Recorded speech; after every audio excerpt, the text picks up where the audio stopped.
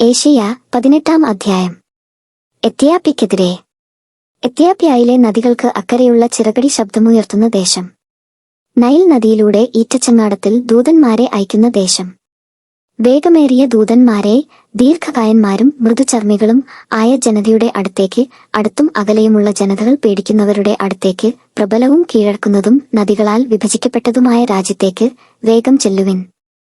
ഭൂവാസികളെ, മലകളിൽ അടയാളം ഉയരുമ്പോൾ നോക്കുവിൻ, കാഹളം മുഴങ്ങുമ്പോൾ ശ്രദ്ധിക്കുവിൻ. കർത്താവ് എന്നോട് അരുളി ചെയ്തിരിക്കുന്നു, മധ്യാഹ്ന സൂര്യന്റെ തെളിവോടെ കൊയ്ത്തുകാലത്തെ തുഷാരമേഘം പോലെ ഞാൻ എന്റെ മന്ദിരത്തിലിരുന്നു വീക്ഷിക്കും. പൂക്കാലം കഴിഞ്ഞ് മുന്തിരി വിളയുന്ന സമയത്ത് വിളവെടുപ്പിനു മുൻപ് അവിടുന്ന് മുളപ്പുകളെ അരിവാൾ കൊണ്ട് മുറിച്ചുകളയും.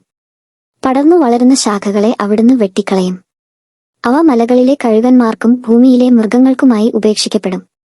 വേനൽക്കാലത്ത് കഴുകന്മാരും മഞ്ഞുകാലത്ത് വന്യമൃഗങ്ങളും അത് തിന്നും. ആ സമയത്ത് ദീർഘകായന്മാരും മൃദുചർമ്മികളും ആയ ജനതയിൽ നിന്ന്, അടുത്തും അകലെയുമുള്ള ജനതകൾ പേടിക്കുന്ന ജനതയിൽ നിന്ന്, പ്രബലവും കീഴടക്കുന്നതും നദികളാൽ വിഭജിക്കപ്പെടുന്നതുമായ രാജ്യത്തുനിന്ന്, സൈന്യങ്ങളുടെ കർത്താവിന്റെ നാമം വഹിക്കുന്ന സിയോൻ മലയിലേക്ക് അവിടുത്തേക്ക് കാഴ്ചകൾ കൊണ്ടുവരും.